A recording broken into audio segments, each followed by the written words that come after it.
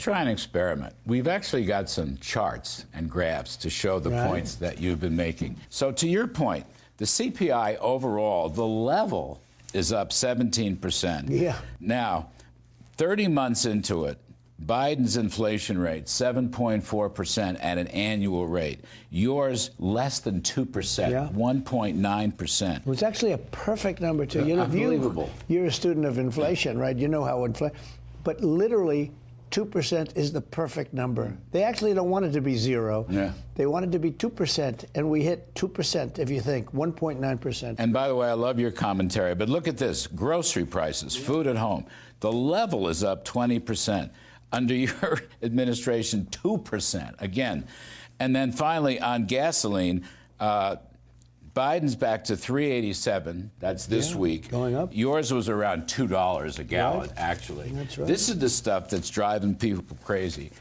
Let's go to the second one. Okay. He says he's created 13 million new jobs. Nobody can find it. Yeah. Okay. 2.1 million. You had 4.9 million. That's right. He says he's created 800,000 manufacturing jobs.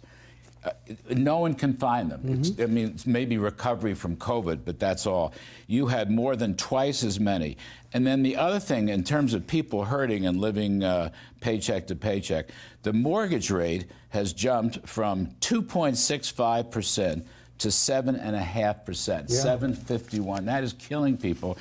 And I don't know that anyone's interviewed a president before and done all these numbers, but, you know, I know you like to do the numbers. And this is the story.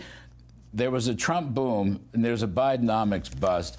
I want to play a sound. Here's Biden attacking you. When I took office, the pandemic was raging, and our economy was reeling. Am I taking blame for inflation? No. Why not? Because it was already there when I got here, man. Remember what the economy was like when I got here?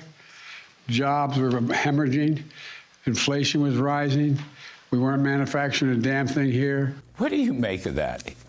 Untruths? I mean, I could call it another word, but after all. It's a disgrace. We had the greatest economy in history. We then got hit by the pandemic, and then all those jobs were coming back, and we had them back.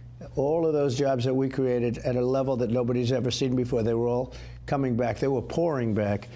And for him to make the statement, I mean, here's one number. The mortgage rate's almost at 8%. And you know, they don't say there's one other thing. You can't get a mortgage. I mean, aside from the 8, you can't. People aren't able to get a mortgage. And we had it down to 2.65, even lower than that. Our gasoline price, you know, the gasoline price is at around $2. We actually had it down much lower than that for a big portion of time. No, we were doing a fantastic job, and I just see these numbers. Don't you think that's killing people? It's killing ordinary people who have to drive to work. It's killing truck drivers. It's so bad. It's killing. So bad. It's killing housewives. It's killing suburbs. Right. All right. So there's a way out of this to get these prices back down. New president. You got to get rid of this guy. Look, we have so many things that we're going to do, but one of the big ways, you got to get the price of energy down. And we have more energy under our feet. You know, I call it liquid gold. That's what we have. And we were going to be energy dominant. We were energy independent. We were, for the first time, I would say ever, but we were energy independent. We're going to be very shortly, within a year, we're going to be energy dominant. We were going to supply, and you worked on that very hard. You remember you were showing me the ships and the difference between pipelines and ships and all that. LNG, yes, sir. But we were going to be sending energy to Europe at a level that we never saw before. We were going to make a fortune with it, like Saudi Arabia. You know, we were number 3 and number 4. And by the time I left, we were number 1 by a lot in terms of energy, oil and gas. We were sending it over to Europe. We were going to send it over to Europe in record numbers. We were going to pay off debt, massive amounts of debt. You know, we were making a fortune with this. And we were going to be paying off debt, and we were going to lower taxes even further. And it would have been a beautiful picture, but now they've stopped all of that. I mean, they ended ANWR. Ronald Reagan, a friend of yours, as you know, he wanted and authors, especially authors, right? But he wanted to get ANWR, and I got ANWR. ANWR could be the size of Saudi Arabia in Alaska, could be the size of Saudi Arabia. We would have had an energy boom like nobody has ever seen before, and we were going to use that to pay off the $35 trillion in debt. You would have been able to take big chunks out of that, and also at the same time lower taxes for middle-income people. And it would have been a beautiful thing, but they ended it. Look, they ended that. Then they left the borders open. We built almost 500 miles of border wall. We were going to put up another 200. It was all made. It was sitting there ready to be installed. Would have taken 3 weeks. We were all set, and they didn't want it. I mean, the whole thing is incredible. He spends his time attacking fossil fuels, A, and B, business in general. I don't think I've ever heard a president in either party attack business so much or attack oil and gas companies and coal companies that employ tens of millions of Americans. I don't understand that, sir. Larry, you watch him, he can't put two sentences together. He doesn't know where he is. He can't walk up a flight of stairs, let alone down a flight of stairs. And you look at this guy, we have the most corrupt president in the history of our country, and we have the most incompetent, simultaneously the most incompetent president.